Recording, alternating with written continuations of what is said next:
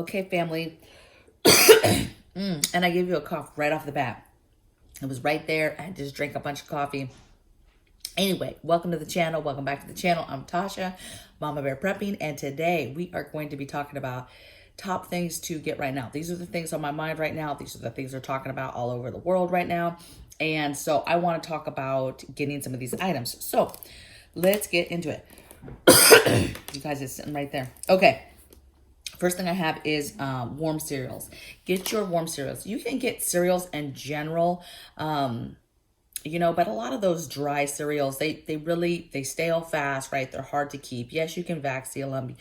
Yes, you could put them in jars, but they just take a lot of space for, like, to me, you don't get as big a bang for your storing it, okay?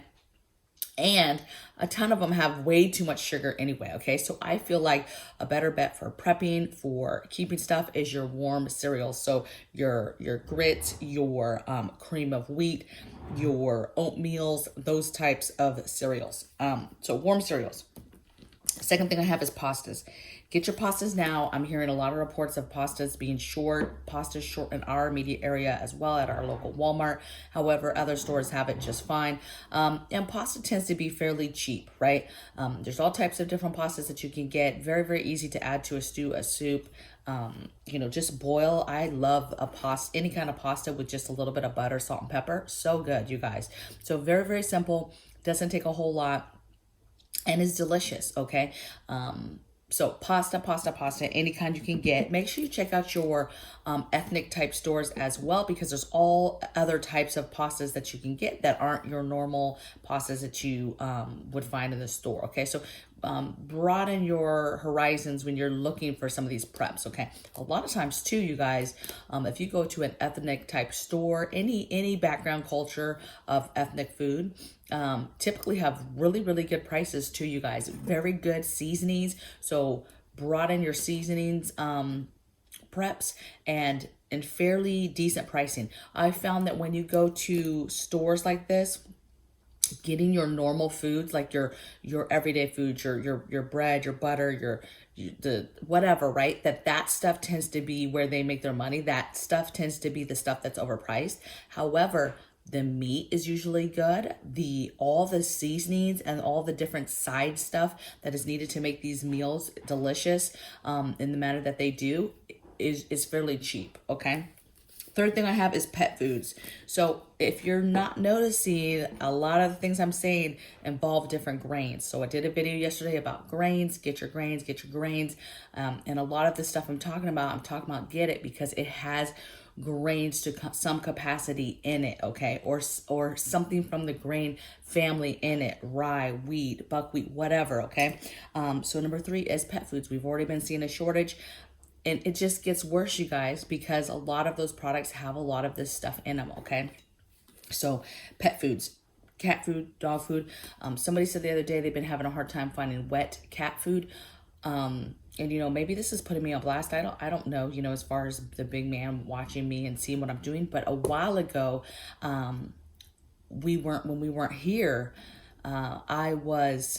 I set up cat food, wet cat food on a subscription through Amazon. It comes I don't know if it's every 2 weeks or a month. I think it's once a month, and it's just a big case of cat food. And you guys, that's amazing, because when you get on a subscription, it's just like subscription meds. You always have a few things left over. So a few cans left over, and then that adds up. And that's kind of how we've been prepping some extra cat food. And I know there's all types of websites out there, chewy.com. There's a bunch of them, you guys, that you can get on a subscription. But think about doing that, okay? Because people are finding issues with getting stuff. And so maybe maybe a subscription that automatically renews and comes every month is a good option for you. Gets delivered right to your door.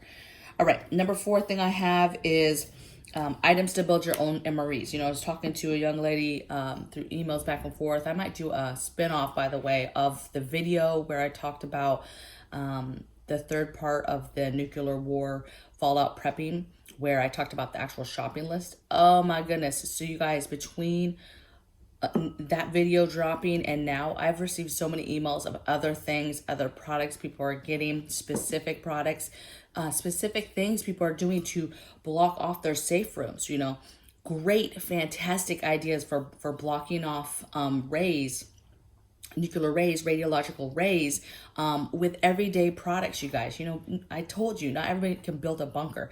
And so I'm probably going to do a video, a spin-off video, to share these ingenious ideas with you guys so that you guys can decide if you guys want to take on these things as well, okay? But we were talking about food, we were talking about, you know, tight spaces, air, purification, you know, and cooking. And how do you cook now when you have like zero air? You're supposed to have ventilation even with the indoor cook stuff. So how do you do that? Well, that's because you're eating cold stuff, you're eating stuff out of cans. And so I just reminded the person, hey, get your MREs built. Either buy MREs if you can afford that, buy MREs just for dedicated just for that. If you some sort of fallout and you had to be in an area, that's what that stuff's for. They have options, they're great, you can hand them to the kids, and there's stuff in there to last them a while, okay? And they can get away absolutely with the calories, 1 to 2, depending on the size of the child and who's eating it. Because remember, if you're locked down for fallout, you guys aren't being super active, okay? And needing all these extra calories that you would need if you were doing work every day. Now, if you can't afford MREs, just remember that build MREs. So on this list I have, number 4 is get your items to build homemade MREs. Did a video on that a long time ago. I will try to find it and link that video in the description box below so you can see how I made my MREs, just to give you some ideas and thoughts moving forward. And then that will give you ideas and you can build your own MREs. But they're great because you can get them, you can make them, and they're virtually ready to go, and you can make it fun, okay? Number 5 thing that I would get now that I'm working on that I just mentioned is grains in general. So grains. Get the kind that you that you eat, okay? I made a comment in yesterday's video about, hey, you know, you don't necessarily have to go out and buy 50 pounds, 100-pound bags of different grains. And somebody corrected me like, oh no, you know, I disagree. You absolutely need pounds and pounds and pounds and pounds of this stuff. And it's not that I don't disagree with that. I actually agree with that. Yes, this is a big prep. If you have pounds upon pounds upon pounds of this, God bless you. That is amazing and that's good. What I don't want to have happen though is new preppers who are watching this say, oh my goodness, Tasha said get grains. They go and spend all their money on 200 pounds worth of red wheat berries, okay? And they haven't got their basic preparedness items. They don't have their basic emergency preparedness items. They don't even have an emergency radio. You know, they don't have water prep. They don't have food prep. They don't have a mill to mill it, right? So it's kind of silly that you spend money. It's just like preppers who go out and spend, you know, all this money on defensive tools and they have nothing else. They have no food and water in their house. And it's like, okay, great. You can defend yourself, but you have nothing to defend anyway. Okay. So that's really where I meant to go with that comment, you guys. I'm not saying that it's not smart to buy 50-pound bags. I'm saying don't do that if you're not in a position budget-wise and money-wise and in your journey right now to be able to do those things, okay? Especially if you can't get the other things. If you're down to your last money and you spend it all on whole wheat berries, okay? And you've never boiled a wheat berry to see if you'd even eat it, okay? You've never grinded it down to make something with it. So that's what I'm saying, okay? Let's move on, okay? Number 6 thing I have is plywood. Get your plywood now. Make it a weekend project. You don't have to do the whole house at once because I know it's very overwhelming. Trust me, we have tons of very, very big windows in this house and it is daunting. So pick a window on a weekend, go get your plywood, measure it out, get a friend. You have to have at least 2, maybe even 3 of you. Measure it out. It's got to go past the window. Find your studs, mark your studs, cut your wood pieces, okay? Label them, piece 1 of 3, 2 of 3, whatever. You know, sliding glass door, wood, get it cut, and then stage it. If you can stage in your house, that's better. If you cannot stage in your house, then obviously stage it in your garage or wherever you can, okay?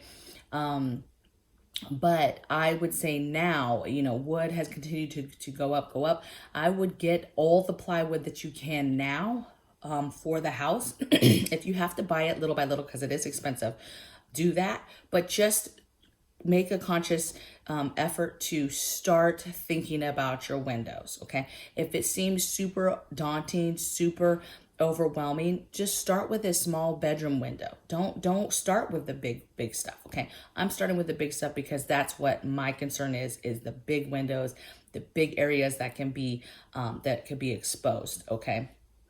Another thing too is if you're like, look, I'm not handy, I'm not whatever, get a friend, get your measurements, and then you can go to wherever you're going to get it and have them cut it to the size you need. You don't necessarily have to bring the big pieces of plywood home, which are very, very heavy, right? And cut them yourself. So, but you can do that, cut them yourselves. They have plywood holders. This is big grasping like clamp that you can get that helps you carry the wood around better. So get you one of those, but just think about it, start slow, pick a window, pick something small, think about your measurements, your wood, think about your board that you would go across to fortify it, wear your studs, and then go to Home Depot and either get you the wood for that or have it cut there and bring it home, get it cut, stage it, and just do one window at a time. Okay, don't think overwhelming, but it needs to be a priority. It needs to be a priority on so many fronts. This isn't just, oh, the sky's falling, nuclear war, get your wood. It's for so many other reasons. Weather in general, a tree coming through your window. Now you have the wood already. There's so fortification as far as looters and things like that. Just there's 1,001 reasons why it's important for you to get wood for your windows. Okay. Number 7 is fertilizer. So, I'm starting to get into gardening, as we get closer to the beds and stuff, getting big bags of fertilizer, getting all your stuff. There's a lot of stuff that you can make yourself, right? Make your own fertilizer, different things to aid you. So when I say fertilizer, I'd say think about fertilizer and get all the things that you could possibly get to help aid you in continuing to grow food and have some sort of form of fertilizer. If that's saving food scraps, if that's composting, if that's getting some rabbits and using the poo, if that's making poo tea, like composting teas, if that's buying the bags of fertilizer and just getting those, and then, stockpiling those to get ready. Whatever it is, start getting smart on fertilization, how that works, the science behind it, right? If you're having to make your own, and get smart on that while you can. Get smart on it while you have the internet. Get your fertilizer stacked up, and then go from there. Okay, but fertilizer has been an issue lately, and my thing is sticking to the thing. Has been an issue, and shortages are, we're being warned that shortages are gonna get bad in the future, and so get that now. Number 8 thing I have is get your gas locks, your gas cans, your stabilizer, right? That's a no-brainer. You're probably already on top of that, right? The crime has already started. It's all over the local news, at least here. Close too, on thefts of gas. Now, one thing about this, you guys. A lot of people will be like, why'd you waste your money on a gas lock? Because if they want your gas, they're just going to go into the car, drill a hole, and be done with it. And that's absolutely true. Absolutely, right? All you can do is try to park your car in the safest place that you can on your property, at your house, in your garage, whatever, and hope that you don't have somebody's motivated. But a lock, you have a lot of people who they're just going to siphon. That's what they're going to do. They're going to siphon. They're going to do it quick. It's going to be quiet, right? There's no drills involved. There's no getting under the car where they can't really see what's going on, right? They can stand up, siphon, and be watching and take off if they need to, right? So a lot of people, if you put that lock on there, they're already defeated and they're already like, okay, this is too much, move on to the next car, okay? Now, there is motivated people that, yes, that's what they're gonna do. They're not even gonna siphon. They're gonna go straight for the easy, let's do a drill hole and get it and go. But let me tell you too, the average person isn't smart enough to even get under your car, find the gas tank, and make sure they're poking the right holes, right, in the right spots. So I take faith in that. Yes, there's criminals out there. People are doing this, but do what you can do to deter as much as possible. Okay, those gas caps are not that much. They're like $15 to $20. You can go on Amazon. You can go to your AutoZone. You can go anywhere, and you can see what kind of car you have, and it gets sent to you, and then boom, you have it. It has a lock, and you're good to go. Get your gas cans if you don't have any already, and just get you a few gas cans at least. Could save you some money with it going up and up and up if you've gotten some gas, okay?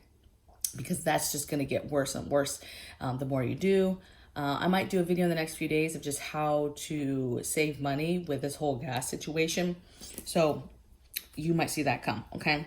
Number 9 is beer and liquor. So we know a lot of grains, a lot of rye, all this different products and grains get used in the production of different liquors and different beer, okay? So liquor will last forever. Beer, I'm not sure. I've never really researched how long beer will last for preparedness, because we don't drink beer, but I do prep liquor. So I am concerned about the being able to still get liquor. Plus liquor, you guys, is a vice for a lot of people. And so when things start to go bad, if things go left, if we get very, very close to war, you have a lot of people that are going to be drinking more. And so, you know, I think we're going to see shortages, but I think we're going to be seeing shortages just because grains play a big part in a lot of products, to include beer and liquors, okay? And then last thing is just kind of something that is just an extra fortification item. It's not something necessarily that's like important, you must get this, but it's just an idea for those that are always asking for new ideas, fresh ideas. And so for fortification, hey, okay, you might have your doors, you might have your extra locks, you fortified your door, maybe you have some zombie bars ready to go to pop up, whatever it is. Think about getting security screen doors, right? They're fairly cheap, you guys. You literally can get them for under $200. You can get them, put them on. Yes, you need a few tools to be able to put them on properly, right? Clamps and different things. But think about getting you some security doors on your doors, okay? Fairly okay once you have the tools to install. They're not super, super hard, but just that extra barrier. It's just another barrier where you're able to keep somebody from kicking in your door maybe as easy, or you're able to open the door to get some fresh air and still have the screen door locked. That's another thing too, is I'm not talking screen doors, I'm talking actual security screen doors. So make sure there's a difference, right? One is heavy duty metal, one is just another door, essentially, that has a screen, right, to keep bugs and stuff out, okay? So make sure you're getting the heavy duty metal screen doors. You can get them more expensive too, all the way up. People might be like, hey, the $200 one, that's a cheap one. Listen, it's metal, it works, and it's another barrier, okay? And that is the point of a security screen door, you guys, okay? So those are my 10 things. Again, like I said, that last one was kind of just an extra, hey, think about this, another item that you might want to get, but the other stuff is super important, and definitely looming shortages will come and will affect those things that I've discussed in this video on this list, okay? So I hope you guys have a blessed day.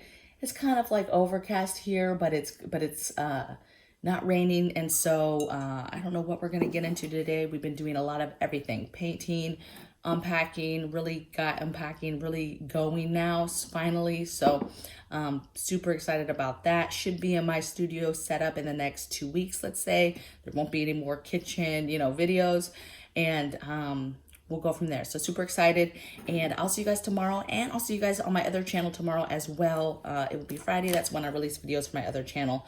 And if you would like to subscribe to that channel, take a look in the description box. I have a link there for that other channel, and I would appreciate your support. And you guys take care. Bye.